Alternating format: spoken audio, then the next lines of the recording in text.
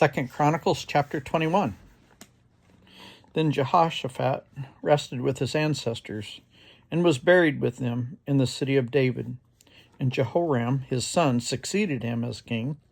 Jehoram's brothers, the sons of Jehoshaphat, were Azariah, Jehiel, Zechariah, Azariah, Michael, Shephatiah.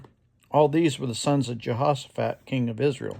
Their father had given them many gifts of silver and gold and articles of value, as well as fortified cities in Judah, but he had given the kingdom to Jehoram because he was his firstborn son.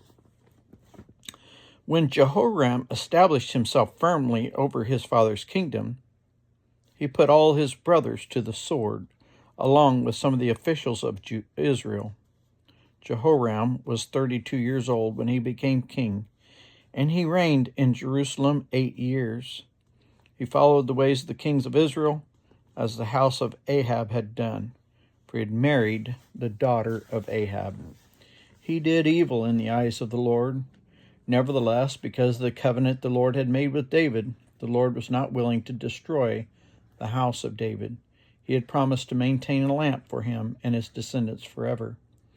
In the time of Jehoram, Edom rebelled against Judah and set up its own king. So Jehoram went there with his officials and all his chariots. The Edomites surrounded him and his chariot commanders, but he rose up and broke through by night. To this day, Edom has been in rebellion against Judah. Libnah revolted at the same time because Jehoram had forsaken the Lord, the God of his ancestors. He had also built high places in the hills of Judah and caused the people of Jerusalem to prostitute themselves, and had led Judah astray. Jehoram received a letter from Elijah the prophet, which said, "This is what the Lord, the God of your father David, says. You have not followed the ways of your father Jehoshaphat, or of Asa, king of Judah, but you have followed the ways of the kings of Israel. And you have led Judah and the people of Jerusalem to prostitute themselves, just as the house of Ahab did. You have also murdered your own brothers, members of your own family, men who were better than you. So now the Lord is about to strike your people, your sons, your wives, and everything that is yours with a heavy blow. You yourself will be very ill with a lingering disease of the bowels until the disease causes your bowels to come out."